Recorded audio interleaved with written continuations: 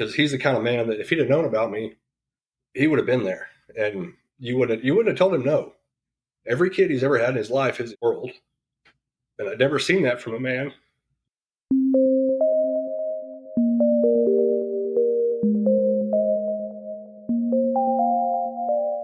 Hello, you are listening to NPE Stories. This is a podcast where NPEs can share their story. I am your host, Lily, and I found out I was an NPE through an ancestry DNA test that changed my life forever. NPE is a term that stands for Not Parent Expected or Non-Paternal Event. This means that one or more of our parents are not who we believe them to be. NPE Stories is a podcast where NPEs can share their story of what their original family was like, how they found out they were an NPE, and what their journey has been like since the day they found out. Welcome to episode 163. And right off the bat, I wanted to say thank you very much to my very first patron, Lori Milne Canlin. Thank you so much for being a devotee to the NPE Stories podcast. I created a Patreon account to help with the content creation of this podcast a couple of weeks ago. And I have my first patron, which is so helpful. I'm really hoping to, by next season, get clean voice technology, which should help me immensely with my editing and getting rid of the uhs and the ums and the so's, which I'm guilty of myself. But with every donation to the Patreon page for NPE Stories, I am getting closer to it. So thank you. Feel free to visit patreon.com/NPE Stories and check out the content I have over there. I do record videos when I'm done with the episode, and I put my thoughts up there for patrons. I also take notes, so many notes, and I have screenshotted those and put them up there as well. All right, let's get to our story for today. Bring in my guest. Today I am speaking with Cody. Hi, Cody. Hello. Well, you wrote me, I think, the very day a year ago when you found out what the word NPE was. Is that correct? Yes, ma'am. It was actually that morning. It was about it was in April, so 2 months after discovery. I had just searched and finally ran across you and looked as hard as I can to find your email address and get in touch with you. And at that time, you told me it was about a year that there's going to be a wait, and it's been right at that. You're on your mark with that. And but I'm glad it took that long, because there was a lot more that needed to unfold for me to see a lot more and to add to this story. Like, the story wasn't done writing itself. So for people who get signed up with you and then get that, because it's going to be a year wait for just about anybody at this point. And but don't let that discourage you. Just hang on, because there's a reason for it. Thank you, Cody. Thank you so much for waiting. And it's so nice we get to hear from a male NPE's perspective today. And so let's kind of get the background story about where you came from, and why don't you tell us about your family of origin? Okay, I was born in '84 in a town called Pryor, Oklahoma. We lived in a town called Big Cabin, Oklahoma at the time. I was the third child. There was 2 older sisters that I had. I know that whenever I came along and my mom was pregnant with me, her and my, BCF were not together. He was actually living, after speaking with one of my aunts, I found out that he was actually living with another woman at the time. So I know that it wasn't like an affair or anything like that happened. It turns out my mom met my dad, which is my biological father. I just call him Dad because that's who he is to me. My mom met my dad, and I guess they hung out for a couple of times, probably partied together. Mainly my mom was a partier like I was, obviously. They hung out a few times and went their separate ways. My dad was 19 at the time. My mom would have been, I think, 23 or 24. I can't remember exactly. But her and the birth certificate father, I guess, got back together at one point. I don't know what stemmed that, or maybe it was her being pregnant. I don't know. There was I know there was actually. There was a story that I heard through a conversation that was going on when I was little, and this is one of the red flags that stuck out to me. Is As you know, there's a problem with how I fit into this family because I stuck out bad. There was the best way I can describe it is I was like a stray dog. My personality was different. My sense of humor was different. And I was a different person. And like many have said before, I didn't fit in and I knew I didn't. But in my house, there was a lot of control growing up, and you weren't allowed to speak out against something that bothered you or hurt your feelings without getting yelled at or leave me alone. I ain't listening to this right now. Just several things. You weren't allowed to show emotion. And if somebody hurt you, you sucked it up. And that was pretty much it. And that turned me into what one of my therapists politely called a fixer. And that really hit me when he explained all that. And that's where it came from. I had to fix everybody in the damn house. Ugh. It was not something that any kid should ever be put through. And it caused a lot of problems later on down the road. So definitely shy away from that. And that carried on into my adult life. It hardened me as a person. It taught me to just keep it all in and suck it up, move on, don't express yourself. And it caused me to be a codependent person too, because whenever my mom passed away in 2010, it was May 5th. And as soon as that happened, it made me want to build a relationship with the BCF father, which I'd never had a relationship with. There was no emotional connection between us, and I never realized that until last year, because I learned a lot last year about myself after discovering this. We did very little together, and it was something, if we were doing something together, it was something he wanted to do. You know, when I remember 16, trying to get him to work on my truck with me, wasn't having no part of it.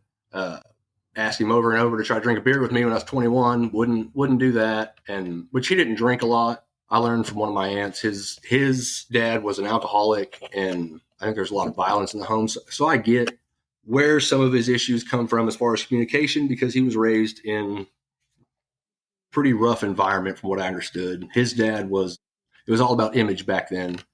And I think that's where a lot of me being hidden ties in.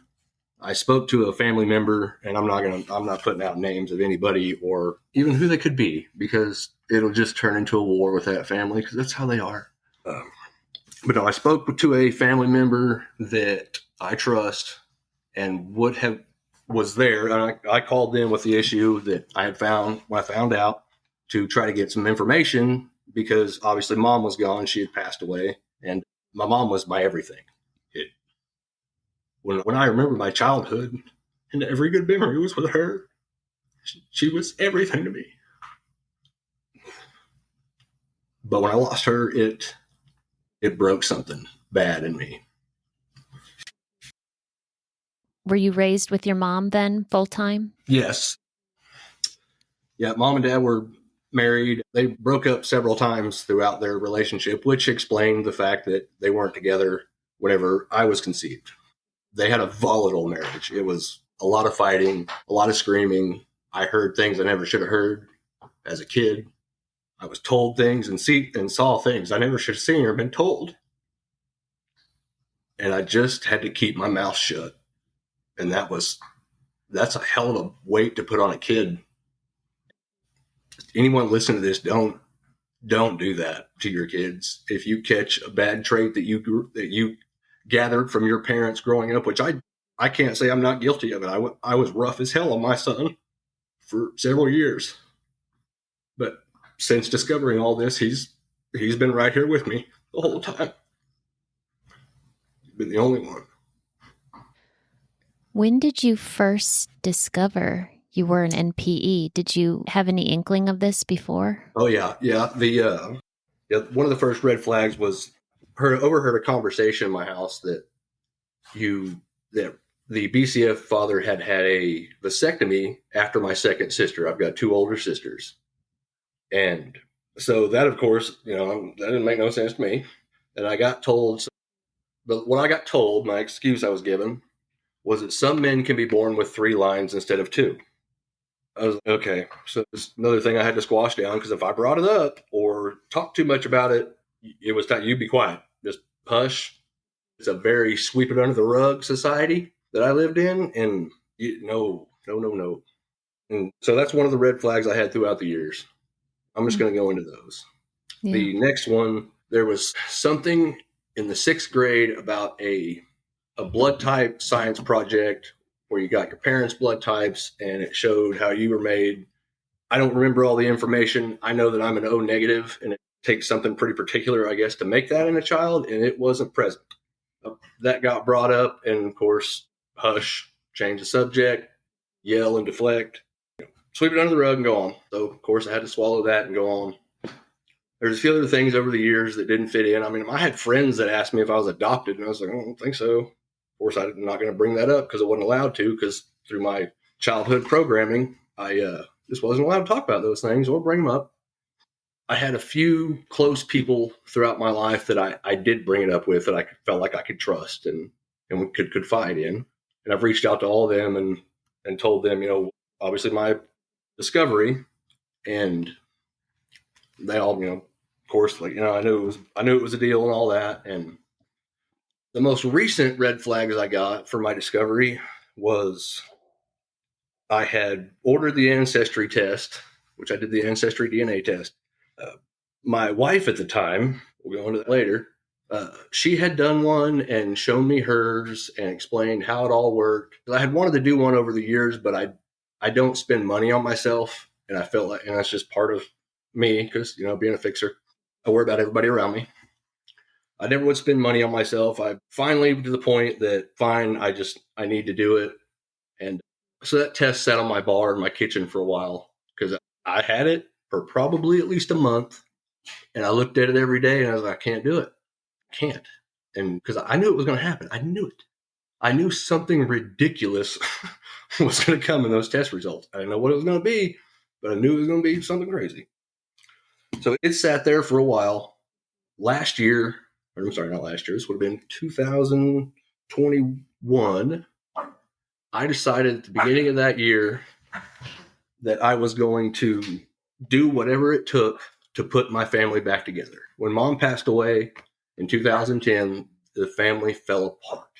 They still got together for stuff here and there, but it was not what it was supposed to be as a family. And I wanted to fix that. I felt like it got put on my heart to do it, so I did it.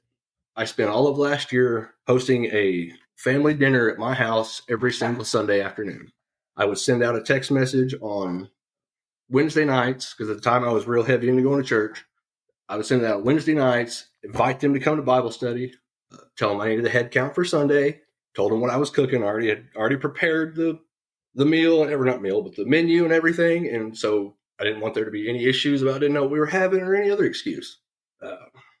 But I did that every Sunday, or every Wednesday I sent out that text message. Saturday night, I would send out another reminder, because it was a big group text that I did all the time. Another reminder of, hey, dinner here tomorrow, Sunday night. This is what we're having. I need a head count so I know how much to cook. And get maybe one or two reply, maybe one reply by Friday. Send out the other one, obviously, on Saturdays. Half the time, nobody replied. So I just took it as they're not coming and went on with it. I had a few family members that showed up every time. Actually, me and my brother were real close into this and doing this together. So he was always here. Little sister would show up. My oldest sister, so I have a younger brother and younger sister that are twins. They're 12 years younger than me. My oldest sister would always show up. Another sister, the other older one, sounds complicated, but she showed up like twice. Wasn't in any sort of shape to be here. I'll just leave it at that. But 2 times out of the whole year. In the midst of all that, like I said, the DNA test was sitting on my bar. The oldest sister that would come over all the time. Oh, and the BCF father, which lives about 3 blocks from me. And I bought this house actually as part of my, I guess, future plan of putting my family back together, because he lived up here with his girlfriend. And my oldest sister lived down the road. She has several of my nieces and nephews. And me and my son had been in a position that it was time for me to be on my own. I had to leave a relationship that I was in at the time. And that was 6 years ago. So we had bought this house up here. Otherwise, I would not have bought the house in the town I live in. There's no reason to. But he showed up a couple times. Back to the DNA test. The oldest sister saw it on the bar and said, "What's that for?" This is one of my recent red flags. She said, "What's that for?" And I said, "I'm just going to do a DNA test." At that time, I had lost a considerable amount of weight. Um, I was right at about 240. And then within a year's time, I had gotten down to 165 pounds, and it was all due to stress. And I was taking on a bunch of stress I didn't need to, and I was in a bad situation. The oldest sister asked about the test, and I told her, I needed to, I want to do my health history and stuff like that, because at the time they were advertising that along with the ancestry test. I said, I just want to do my health history because I'm getting old and I got to start paying attention to that now. And she's like, don't do that. And her whole demeanor shifted. And I said, well, why not? And because I knew, I obviously had this other stuff in the back of my mind, and I wasn't about to tell her that because that would have started a whole war. But she said, don't do that, and just wouldn't even address it. I said, well, why not? And she just turned and walked out the back door, because that was, like I said, it was during one of the cookouts on Sunday that I invited everyone to. And so I just I told my wife what happened, and she's like, yeah, so she agreed with me. She knew something was fixing to come around. And timing has a lot to do with this. I feel like, and my mom told me everything happens for a reason. She pumped that into my head since a small child. And I 100% believe in that. Because after I had, shortly after that, like I said, I already had the test for a while. And once that happened with her, I was like, yeah, it's time to do this. So I did it the next morning and sealed up all the box, and I brought it back in and set it on the bar. And I was like, okay. But I knew I had to send it before long, and only lasts for so long or whatever in the vial. But I couldn't take it then. And it sat there for, I think, 4 or 5 days. And then I think on the 5th day, me and my wife had went to Lowe's, and walking through the parking lot, one of her cousins or uncles, so this guy, we got to chatting back and forth, and we mentioned about because, like I said, her family had done a DNA test, and believe it or not, her uncle brought it up, or cousin or whoever it was. He brought it up to us about her DNA test, and she told him that we were just fixing to send off one for me, and he's like, "Oh, that's cool." And then we kind of, we told him the deal of what we were worried about, what was going to happen with, BCF father not being biological father, and he then knew my last name, and he said, "I've heard about you." And I said, "What?" I was like, "How have you heard about me? Because I've never seen this dude in a day in my life." And he said, "Me and another gentleman I know in this town, he stood in as a father figure several times for me. He's a very, very good man. I actually lived with his son where his son lived with me at one point in the first house I moved out of my parents' house and got my first place. He was my first roommate. Awesome people. I still go fishing with them. They're great." But she said, her uncle said, "Me and him heard about the vasectomy thing about your BCF." And I said, "Are you serious? Like, this has been talk of the town at some point?" Like, so there's several people apparently that knew around here, which I found out over the course of last year. I found out there was a lot of people that knew about this. More people than should have, with me not knowing. But that was the other thing. It was just crazy that he brought that up out of nowhere. And I guess that next morning, my wife grabbed the test off the bar and dropped it off on the way to work. And she had hounded me all that week of, when are you going to drop that off? And then the deal with her relative happened, and she just took it upon herself and dropped it off. And that had a lot to do with timing, because she didn't do nothing in the mornings. She was not a morning person. You didn't talk to her. You just let her get ready and leave. So she didn't do nothing for nobody. Got her drink, her cup, and rolled. Well, it was out of character that she grabbed that test and dropped it off at the post office. So I was like, okay, well, I guess we'll see what happens. And by that time, I had made my ancestry account and just looked at when I actually built a huge family tree that turned out didn't even belong to me. I wasn't even part of it. And so that was all the more I messed with it. Got my results back on February 4th of 2022. And that's when the whole world shifted. At the time, I was working nights for a mechanic shop, overnight weekends, which was the Thursday, Friday, and Saturday from 4 p.m. to 4:30 a.m. It was the most horrible schedule ever. I've never worked nights. Awful idea. I had to go to work there because my business that I had started, my mobile mechanic service, it was failing due to like the parts issues and other contributing factors. Not making the money I should have. So as a dad, at the time I had wife, my 2 bonus kids, my son, they were all here. So I had a whole family to provide for. Didn't have a choice. went to this job. The February 4th, when I got my results, I had woke up, getting up around noon to get ready for the day because I couldn't sleep in a normal schedule.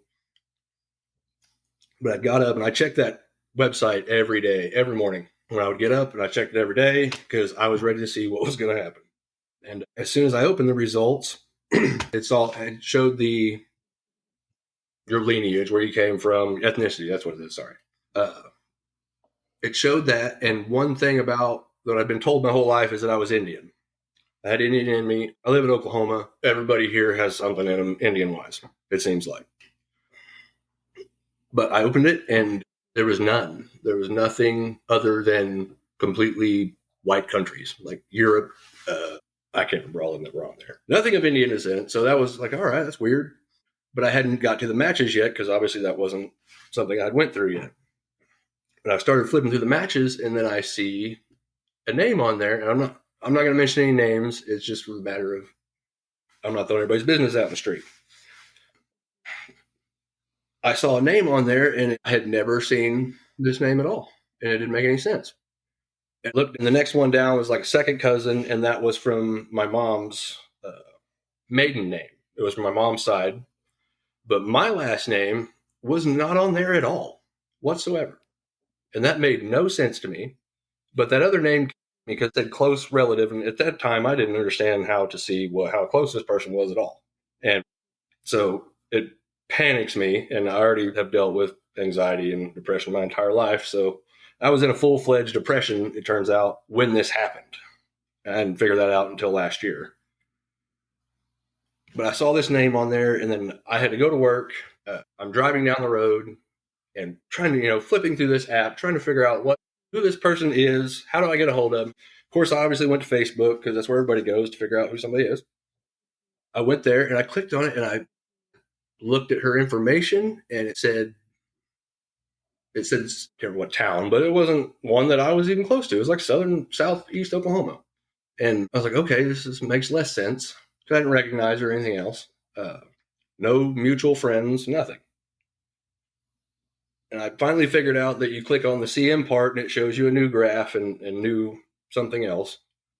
Well, then it started showing me the part where we had this much percentage of DNA shared and the potential. And I looked her up on Facebook, so I figured out how old she was. I noticed she was younger than me. And all the potential things were grandmother, aunt, niece, half sister.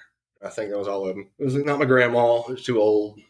Maybe aunt. I didn't know if maybe there was something in the family somewhere else that nobody was told about. But then the half sister part, I'm like, this is nuts. What is this? And because that was the only age part that would make sense. And me, I'm the type of person, if anymore, I didn't used to be this way, but I've learned to be this way. If I question something, I don't wait. I don't think about it. I don't wait. I don't procrastinate about it. If I want to know something, I'm going to ask you. Simple as that. So I instantly send a message to this person. I said, I don't know what's going on here. I said, we obviously don't know each other, but this thing says we're related. Let's figure this out. And she wrote back and agreed, this is crazy. It doesn't make any sense. She said, she wanted me to tell her about me. And so I discussed all those details about who my mom was. She lived over around Grand Lake. At this time of my conception, I told them, I said, I knew that she lived with her partially with her grandmother over there. She was sick at the time, her grandma was, and my mom was actually raised by her grandma. And she, in turn, is pretty much an NPE also, I guess. I'm not sure. Lily might help me on that. But with her mom dropped her off at her grandma's house as an infant. And this is what I've been told over the years, and I'm recalling it the absolute best that I can, which I went pretty deep in my memory last year because this thing rocks you to the core. When you figure out finally, once you figure out what's going on, it rocks everything about you. And it could get worse or it could get beautiful. It could go any different way. So just be ready. Mom was dropped off by her mother at her grandma's house at a very young age. And so she was raised by her grandma. My mother never knew her mom and never knew her father. They were obviously an older generation. That would have been my great-grandma. They were elderly, I guess, when Mom showed up. I don't know how that relationship was, to be completely honest with you. I can imagine that generation knew nothing about my mom's generation because that's when you got a lot more population. People were getting more into partying and everything else. There was a lot more social mixing that grandma's generation didn't have. I know, and that was, yeah, she dropped her off there. They raised her. I think that their health was declining pretty much a long time throughout their life because I think my mom just pretty much took care of them. Once she got old enough to, my mom basically became their caretaker. And that was the only parent she ever knew. My mom found her real father when I was in the 8th grade, which also ties in together with my son was in the 8th grade when I found my real father, which I thought was kind of cool. But she found her real father when I was in the 8th grade. And my mom used to watch Unsolved Mysteries like no other. She didn't miss any episode. She was just into all that. She very big into it. One night, I remember the night that we were watching that show. The BCF wasn't around at all very much. Me and him didn't do nothing together. Like I mentioned earlier, there was no emotional relationship. He wasn't around much. Him and his dad owned a bar in town. And so that's pretty much where he was at all the time. So it was always me and the 2 older sisters. And let me think, by that time, yeah, my younger brother and younger sister had been born by then, around that time in the 8th grade. But after watching Unsolved Mysteries that night, she gets on the phone. She gets in the phone book and just starts calling. I think she called the operator because this was way back in the day. There wasn't, you couldn't just get on Google and find somebody. She called, I think, the operator and gave them names and whatnot because she knew that he lived on the West Coast somewhere. I don't know if she knew he was in Nevada. It turns out he actually lived in Las Vegas, him and his wife at the time when she found him. But she ended up finding him that night. Like, went through the phone book and got a hold of people and the operator and whatever else. Ends up getting on the phone with this guy. And they start talking. And, of course, we're all excited. Like, you can see the happiness of my mom when she learned this. Like, I know how it feels now. All of us kids were excited and all that. And they end up talking for a little bit. He comes out to where we live from Las Vegas. Him and his wife, they travel all the time. They had a camper and all that. This dude just pulls camper up in the yard, parks it for a week. One of the coolest people I've ever met. Because at that time, like I said, there was no relationship with the BCF father. We hunted and fished together a little bit. And that was about it. I heard from him when I screwed up. I never heard from him when I needed to. There was no advice. There was no guidance as far as I learned a lot of what not to do, I guess. That's the only time I heard from him. But so in this, turned out to be my grandpa. He came out here for a week. It may have been longer. I don't know. We went fishing together. This dude gave me an entire fly tying kit because I was big into fishing. I spent a good portion of my childhood alone. Like, I just went and did my own thing. That was me. I didn't care to be at the house, especially if the wrong people were there. I didn't want to be there. There was a pond about a quarter of a mile from my house. I walked over there probably every day and fished. My mom would get so pissed because we had a little kiddie pool in the backyard, and I would catch these bigger fish that I didn't want to throw back, and I'd bring them home and put them in the kiddie pool, and she'd get mad, and I'd have to take them back because I wanted to bring them home to clean them and eat them, but I didn't know how to clean them, so I would wait on her to come home. Because I'm pretty sure me and her fished together more than BCF did. But she loved to fish, had a huge deal for the outdoors too. But yeah, he gave me this entire fly tying kit and showed me how to do that. It was the coolest thing ever. That was great. That explains the part of my mom being the NPE. So did your mom ever in her life meet her birth mother? No, she didn't. No, she did not. She actually, she told me me and my mom were, like I said, best friends. She knew everything about me. I mean, everything. I told this woman, she was the only person I could ever confide in throughout life. I remember her telling me that she didn't have a desire to meet her mom. And I could understand why, with her knowing that her mom just abandoned her at her parents' house and never looked back. Mm-hmm. Her and my mom's dad were married for a short period of time. I know that. I found the marriage records on that, which gave me a few names. They were married for a short amount of time. He was, I think, serving in the military at that time. So he wasn't even around. So he never seen my mom, I don't think. I knew she existed, but, back this was in the 60s. There wasn't a way to find somebody back then like you can now. So he had no idea how to look, where to go, any of that. She never met her biological mom, didn't have a desire to meet her. she found out, see, Mom was in 2010, I want to say 2006 or so. I remember her telling me about they had figured out where her mom was, and she had passed away in a nursing home just north of here, somewhere in Kansas. That's all I really knew about that part. And my mom had no siblings that she knew of. She found, I think, 3 brothers. When she found her dad, she learned about having 3 brothers. Obviously, got to learn a lot about his side of life and all that. But that would explain the part of my mom also being an NPE. I think that would be an NPE, late in life discovery, because she knew that her grandparents were not her parents, but never had the means to find them. Oh.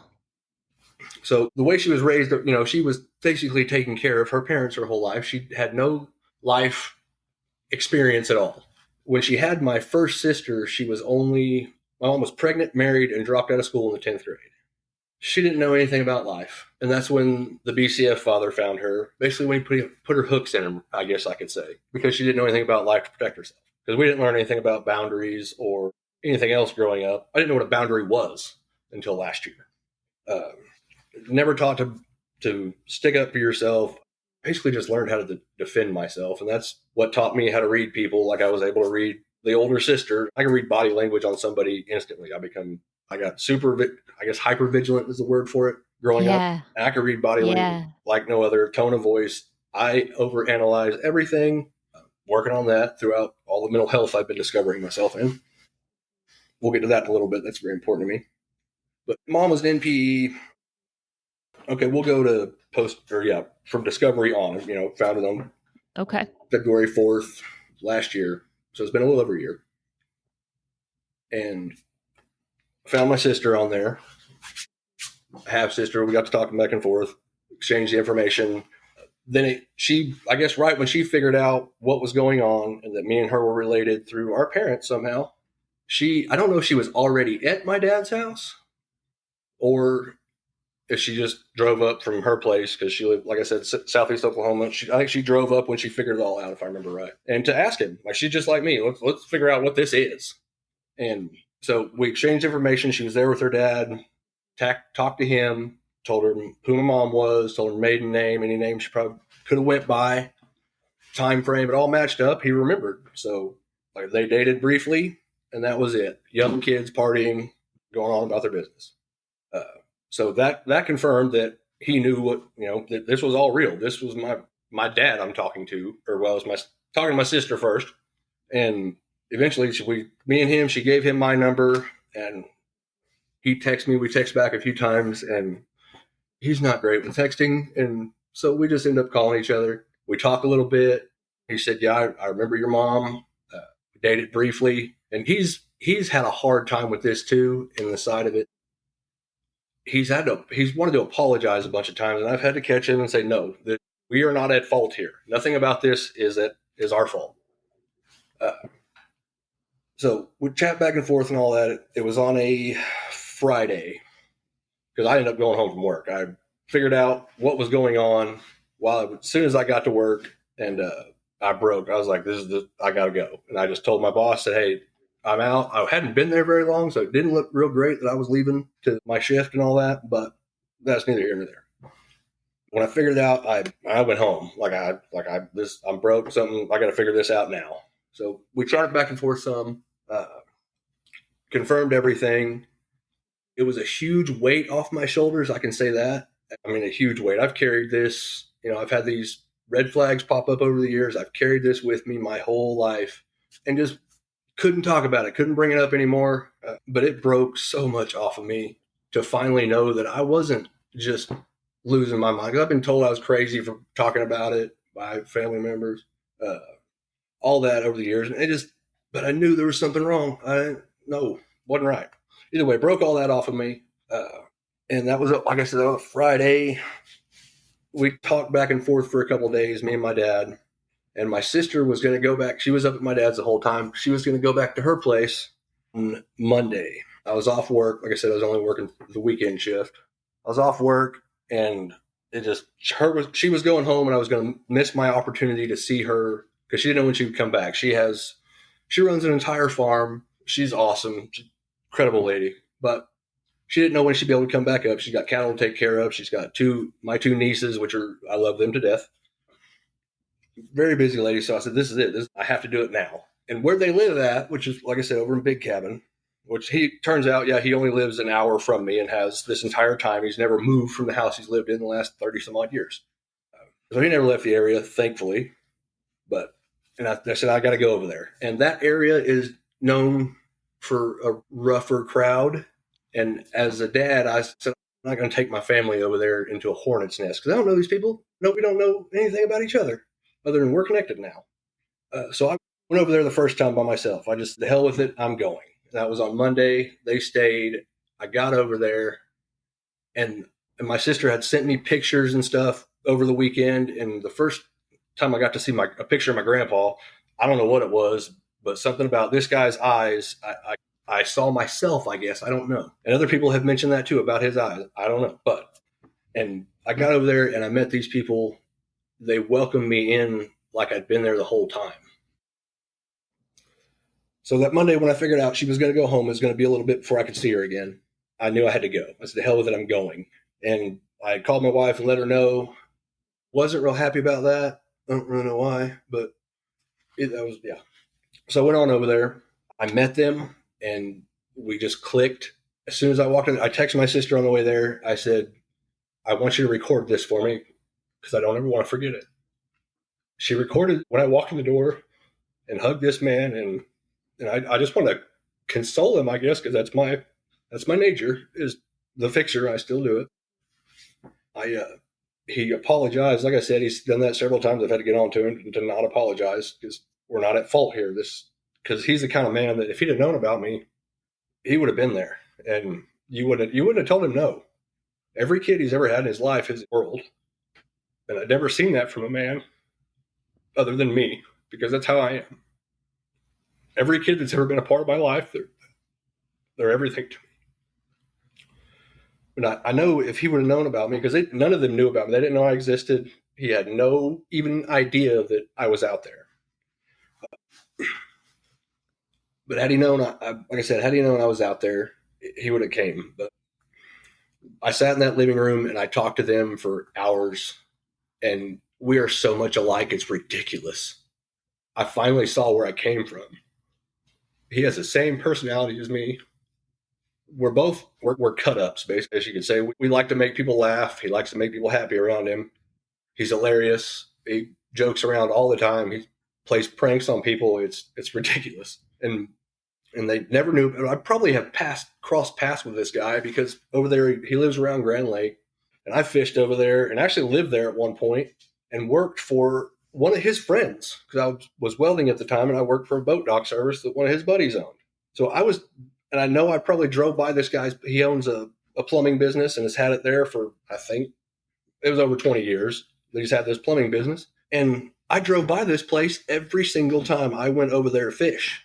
I guarantee you he's passed me on the river because he fishes every single day. That's what this man does. And he catches fish he's an outdoorsman, 100%. That's more of what we had in common, which was great because me and my son are both outdoor fanatics. We hunt, fish, everything we can do outside, we're going to do it. And that's exactly how he is and has been his entire life. And so I know I've had to cross paths with this guy. And his dad, my grandpa, he's the same way. That's all he does is go fishing all the time. I probably stood next to these guys, which is crazy. We talked about everything, we're into and stuff throughout his life. And I just sat there and learned so much about each other. And our conversations, it just clicked. Like, I didn't get to talk about any of this stuff growing up with anybody because that family didn't talk. The family I grew up with. And it was great. We clicked the entire time, like I said, and had so many things in common. And the only crap part to this whole thing is I'm short. I'm 5'8". This dude is 6'6". I got no height from him whatsoever. My little sister is like 6 foot or 6'1". I'm the shortest person everywhere. So I get made fun of being short a lot, but that's fine. That's my personality. We like to joke and have fun. If I'm not making fun of you, I probably don't like you. But it was crazy how much we had in common. Everything clicked. How many siblings do you have on your dad's side? I have a sister and a he would be my stepbrother, but I mean, he's my brother. My dad doesn't look at him as anything other than my brother, as his son. I mean, they all welcomed us in. My sister welcomed me in. Like I said, they actually invited my grandpa over there. They wouldn't. He's kind of he's a loner, which explains my growing up. I was kind of the same way. I just kind of did my own thing. Like I said, I fished all the time by myself and just always stayed busy outside. I didn't want to be at home.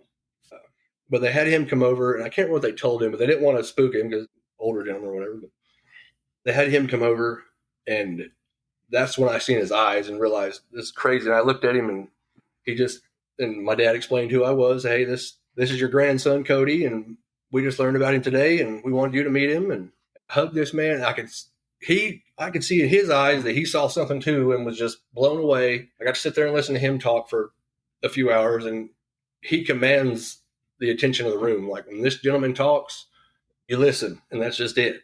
And I thought that was so cool because I had a grandpa growing up, I guess.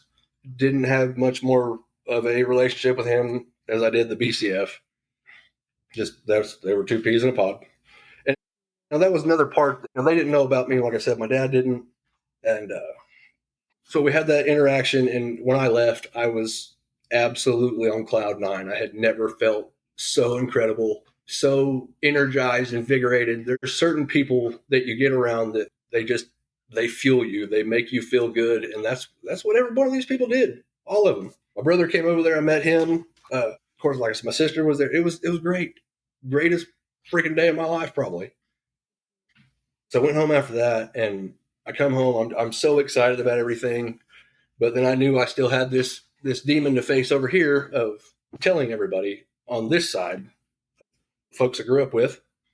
First person I went to was my oldest sister, because the BCF was volatile growing up, like just off the handle about something stupid. And so I could only imagine how this dude was going to react. And I figured if anybody, probably need to have somebody there in case he tried to lunge at me or what. I don't know what was going to happen. So I called her and told her what I had figured out. Because, I'm obviously calling her in confidence, because I need help. I can't, this is not something I want to do on my own. My two older sisters have always had a much better relationship with him as far as communication and everything, because he didn't talk to me about nothing. So I got a hold of her and told her what I had figured out. I said, hey, I got my DNA results back, and he's not my dad. And she told me some kind of story about, she remembers a conversation that was had. She would have been 7 at the time. She heard a conversation that was had between my mom and the BCF, and she knew it was an important adult conversation, but it had to do with the pregnancy and all that sort of stuff. But then backpedaled to, I don't even know what she backpedaled to. And I told her, I said, hey, I have to tell the BCF. And that's when she went into this instant rage of, you cannot tell him, it'll kill him. And I popped back with, I just found out it didn't kill me, so what's the problem here? Either way, she lashed out in rage, and to the point where I just hung up the phone. I was like, what the hell was that about? So obviously she wasn't an option. Went to my other sister and revealed to her what I had found out, and she did the same thing. It was instant protection of him. Yeah. And I didn't know what to think at that point.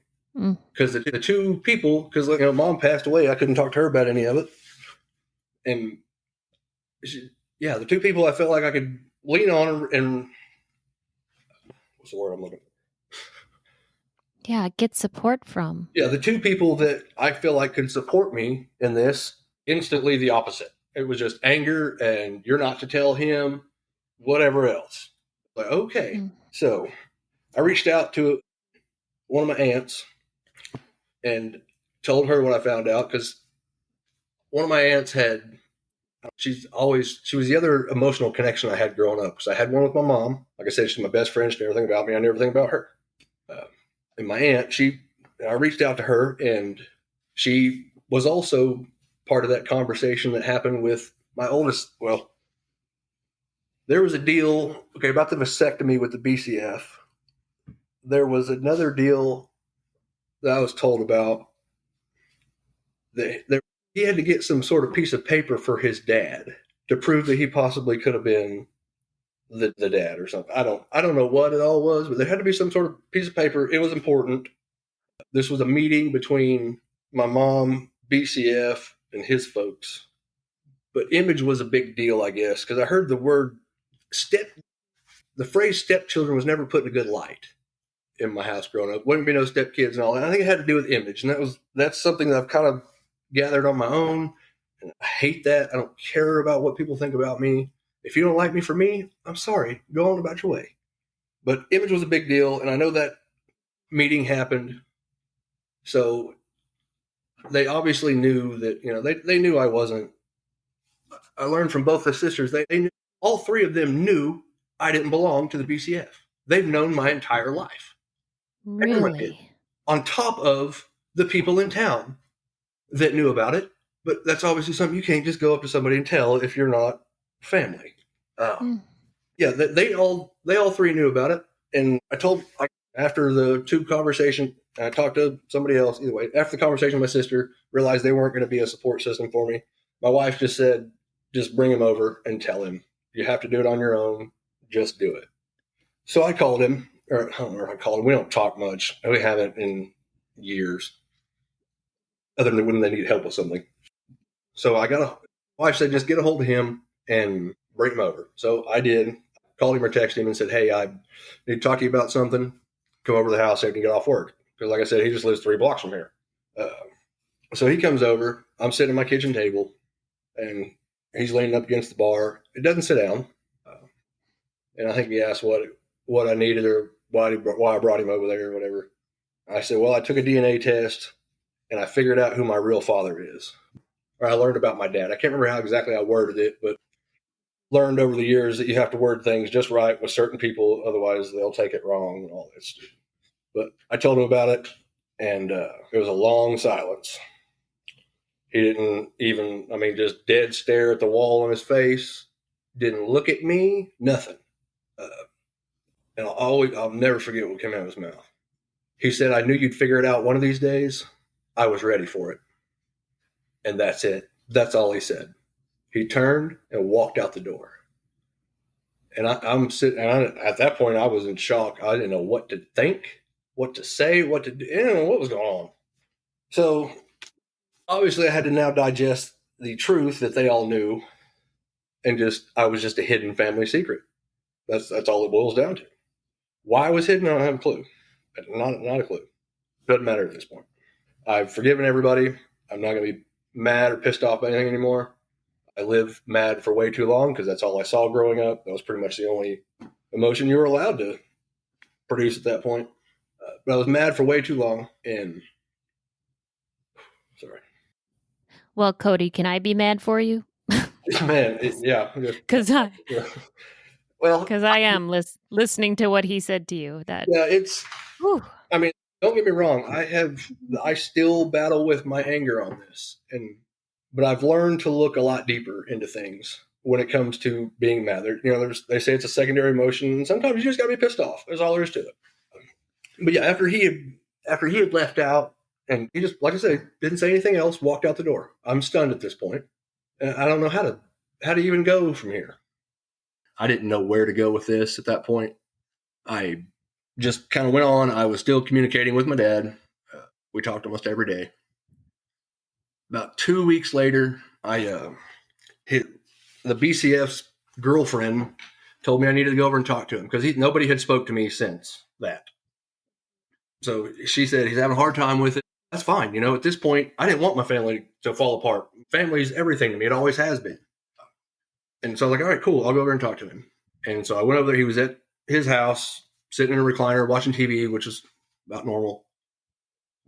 Walked in there and I said, hey, I don't want nothing to change. I want this all to stay just like it's always been. But I'm going to pursue learning about my dad and meeting them and getting to know his family. And as soon as I mentioned him, it was instant rage. You don't mention his name in this house. And he was cussing and yelling. I'm not going to get into what I said. But either way, I was like, all right, this conversation's over. And I got up and left. I was like, yeah, this ain't gonna get nowhere. I've learned over the years with these people if your opinion doesn't match theirs, or you don't get to, or if, how do I word that? If your opinion doesn't match theirs, or you don't do what they want you to do, which there was a lot of coercive control, I learned about that too going on, they get pissed. And that's why I learned, more of my reading everybody's body language and knowing exactly how I need to word all that and word everything you say to them, just part of it. So I saw that, conversation's over, I left it alone. After discovery, telling them, I go on about my life, I have to keep everything together. About 3 weeks later,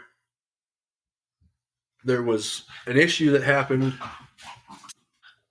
My wife came home from work on a Monday. It was actually the day after I took her to meet my real dad. I took her on Sunday. Monday, she came home from work, said she wanted a divorce and she was moving out. Wouldn't tell me why. Still never told me why. I, of course, What? Yeah, I fall apart.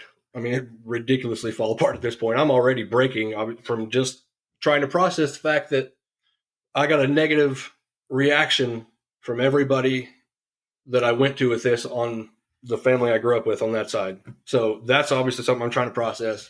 She comes out of nowhere with this. And literally, I got my results February 4th. Before March 1st, she was gone.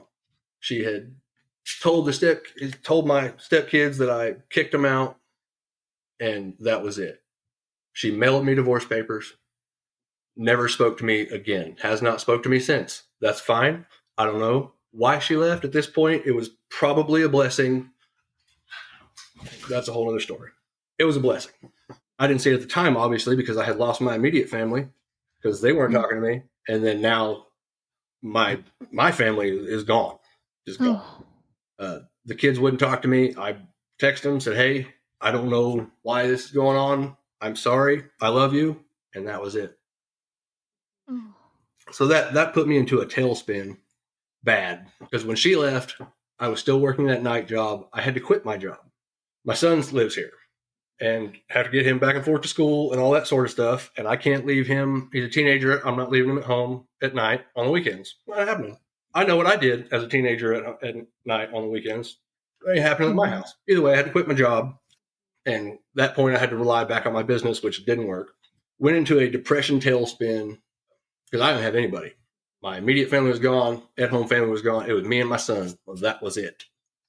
And that threw me into a tailspin of depression, which ultimately taught me a lot about myself, because I broke all the way down to the lowest point I've ever been. I thought I've hit rock bottom. I have fought with depression and anxiety my whole life, but I never have ever hit a rock bottom like this one, which was good because I needed it. I needed to fix a lot of things about myself that I didn't like, the characteristics I had gotten growing up. I didn't know anything about myself really until I got to fall completely apart and learn all about it, which my son had to watch me go through that. And it was hard on him, but I am super, super communicative with my son. We talk all the time. I've made a huge point throughout life to make sure he knows I love him, because I can tell you the 3 times that the BCF told me he loved me growing up, and I can tell you the 2 times he said he was proud of me. So that was a big deal in my head. But my son had to watch me go through all that. He, it was a rough year. Like I said, went through that divorce. Cody, that sounds terrible. I'm so sorry. Yeah. Went through that divorce and all that. Like I said, she never spoke to me again. She mailed me divorce papers. That was it. I cut off at that point, due to her, the way she was handling everything and behaving. I knew that I just basically had to cut her out. So that left me, and nobody from they knew, immediate family, sisters and BCF, they knew it happened. Not one person reached out. Not one person even wanted to know if I was okay, if I needed anything, nothing, which shouldn't expect that from people, but that's how I am with everyone either way. Were you even able to start and grow a relationship with your new dad's family in the middle of all of this going on? It's like there's highs and lows at the same time. Yeah. They checked on me. They knew what was going on. I went over and told my dad. I ended up going to church with him that morning, went over all of it with him. And he talked to me, like he consoled me. He was there for me. I was not used to it, which he still is like that. He's incredible. We have an incredibly good relationship already. They knew about it, so they checked on me, all the time. But they knew I needed space, and he was cool about that. I didn't go. I went over there a few times last year throughout all this because, like I said, I'm essentially at this point mourning the death of 7 or 8 people at once because they just bounced and cut off all communication. They were gone. I need to swing back to where I was, swing back around to reaching out to the family. Okay. My biological family. So I gave him about 3 months to process everything, accept what's happening and all that sort of stuff. And I reached out to him and told him that I wanted them all to come over so we could have a meeting. I sent out a Facebook message so I could see who saw it for accountability because people just be like, I didn't see the message. So I didn't do a text. Everybody was on there. Everybody could see the whole conversation was going on. I sent out the message that, hey, we need to get together. I have a few questions I want answered, and that's it. I said, I'm mad at anyone. I explained all that part. I said, hey, I need to know some answers. And finally, after, I don't know how long, it was like a month or two of back and forth, which pretty much one sister was responding. She was the spokesperson for the group, which is the wrong person to choose. But one sister was responding. I finally got them all over here and to talk to them. I was freaking stoked because I hadn't seen them in so long. BCF and both my sisters were going to be there. We could just chat this out and be done. Like it could have been that simple. I had a list of questions that I had wrote, and I had spent quite a long time writing them.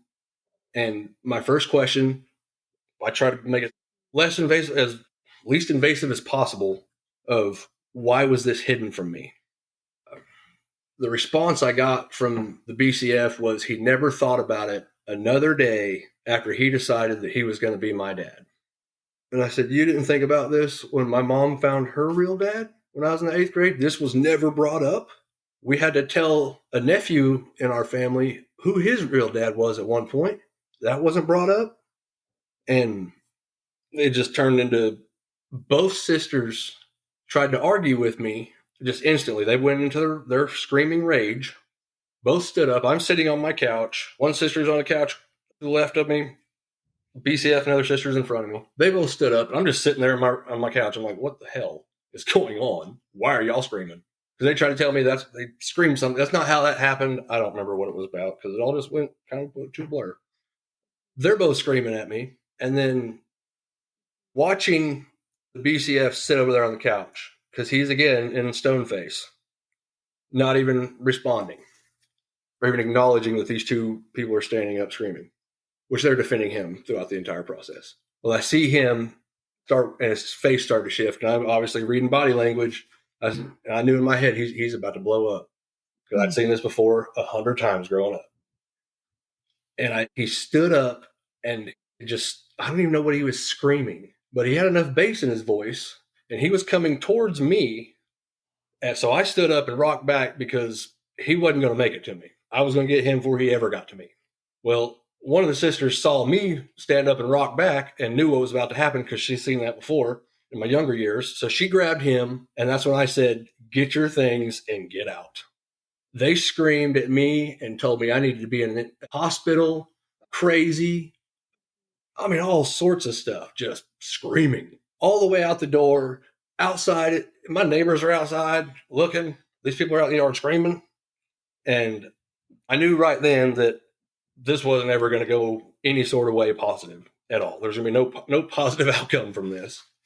So I left it alone, never got into the messenger again, whatever. Finally, one of the sisters sent a message that she thinks, she said, nobody liked how that happened or how that went down. She said, we need to figure out something about this.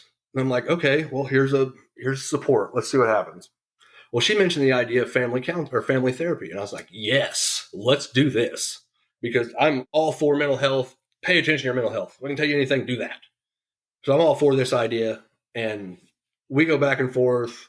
And for probably another month of chit-chatting about that, because I'm all for it. I'm like, yes, let me know. Get it coordinated. They're going to want to do an assessment on each individual before they bring us in. Like, I know how this process works. Let's let's do this. I said, have your counselor, find you a counselor that's local or whatever that we can all get to and every access and all that. A couple months go by, or a month goes by or so of chit-chatting back and forth. And the conversation boiled down to them trying to get me put in counseling. It wasn't even about a family thing at all. And that's when I realized that, and that's when I had to cut ties. I finally sent a final message on that messenger. I said, hey, right now we all have a lot going on. This is a lot to put on everybody. I said, for my own mental health, I have to walk away from this for now. I said, I put in some boundaries in place. I said, please don't contact me. I said, I need this time to heal and figure out my life. Because at that point, I lost, like many people have said, I lost my identity. I didn't know who it was. And it didn't make any sense to me. And that was a whole new feeling, obviously. I had to figure myself out because I have no one at this point, which I've had some good friends be here for me when I needed them. They've done some incredible things for me. I have several friends in the mental health field that have been right by my side. I've had good support since, even though I went through the entire year of the depression and all that sort of stuff. But I told them that, and I had to set that boundary. I needed to cut ties, do my own thing. And that was disrespected as much as you possibly could. I mean, they sent people around me that I thought were my allies, and they were just here to try to change my mind and think that I should just sweep this under the rug and go on and act like it never happened, because that's what they expected. Yeah. Because I've had to do that with everything in life that ever bothered me. You just sweep that under the rug and act like that never happened. Well, I don't do that anymore, because that's what got me in the position I was in life. Was not standing up for myself, not having boundaries, anything else. I just let people walk all over me. But yeah, they sent people around, just everything. Finally, I had to block them completely out. I have blocked them on every bit of social media, their phone numbers. I have no contact with them because it's never positive. The few times they reached out to me last year outside of our little family conversation was for me to do something for them or fix something. Mm-hmm. No, I'm not. It's not happening. Mm-hmm. Yep. Not once, hey, brother, are you okay? And nothing. Sorry, that kind of pissed. See, some of it does still piss you off, and that's important. It's okay to be mad. Like Lily said earlier, it's okay to be mad. You have to sometimes. It's healthy emotion, and it's frowned on by everybody, especially somebody you're mad at. In my situation, because guilt, that'll do a thing or two to somebody. Guilt, denial, and everything else. But it's okay to be mad, and man. Oh, I know. Talking about this you can refeel some things. But I got through that part, so that was kind of my main gist of the post discovery everything, and I can get to the positive parts of it because I definitely want to include that. So when I finally had to block everyone on social media, phone numbers, everything, and some of my other family members I had to cut out also, which I didn't want to. They were not part of the three that really were involved in this. I had to cut out some other family members, and it's not easy. Actually, it's flat ass hard to do, and it hurts a lot. But for your own mental health, you have to do it, because if you have someone in your life that is destroying you mentally and trying to control you and all that sort of stuff, you have to cut that person out, block them, do whatever you have to. But I did all that, and I just decided, I need them to figure this out on their own, accept it, come to terms with it. I've learned basically at this point that's never going to happen. They're just going to sweep it under the rug on their end, I think. I still allow my son to go over there and hang out with his cousins and everything, because I'm not going to cut him out. Like I said, with my son, I've always been very vocal with him. He understands boundaries. He understands that communication, and if there's something that he doesn't like, he stands up for himself. I've taught him to do that. So I don't worry much about him. He's a super intelligent kid, probably one of the biggest blessings of my life.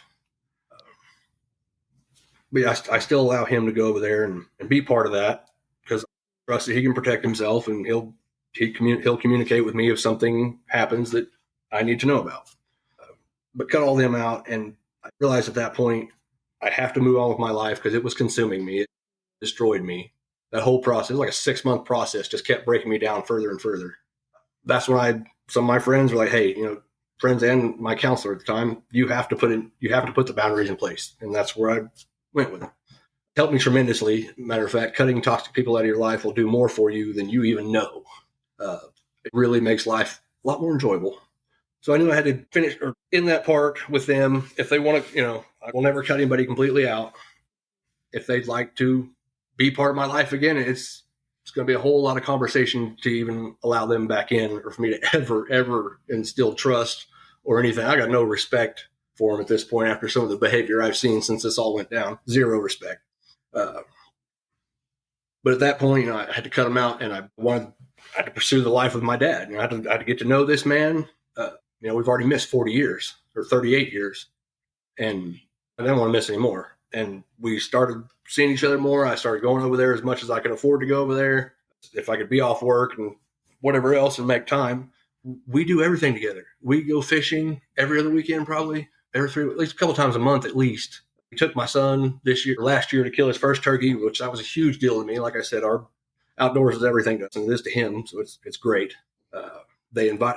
Every single person I've met, all kinds of family members I didn't know I had, got to hang out with several people. They've all invited me in with open arms, me and my son. Like we were there the whole time, never skipped a beat. I mean, halftime we go over there, my son and my dad would just jump in the truck and take off, or they'll jump in the Ranger and take off and go feed cows or whatever else. Because he loves doing all that stuff with both of us. Like he's huge into all of his kids' lives. I've got my stepmom, I guess she is my dad's wife, my bonus mom. She's awesome. She's been incredible to me also, just like everyone else has. They're great. They're the most incredible people. It's been a huge blessing to me. And I'll always remember the first holiday. I want to say it was Easter of last year that we got to be together as a family with outside family coming together, for a holiday. And it was amazing.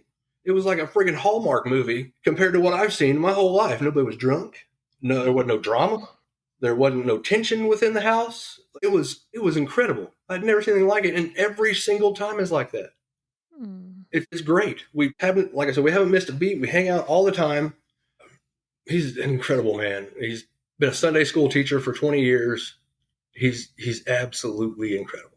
And I've wished over and over that I would have had him when I was younger. And I don't want to change anything about my past, because I've got a lot of good people in my life, and I've got my son, and I ain't going to change nothing about that. The kid's my everything.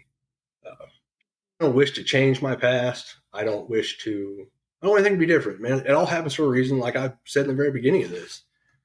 And if anything and I just discovered this not long ago, if there's anything that I could get out of me having to separate myself from my family I grew up with, is that it draws them back together.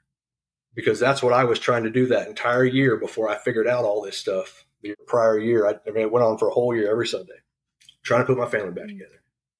If this accomplishes that, and I still have to be, and I can't be present for it, that's fine, because I still brought them back together, and I now have my family that I needed.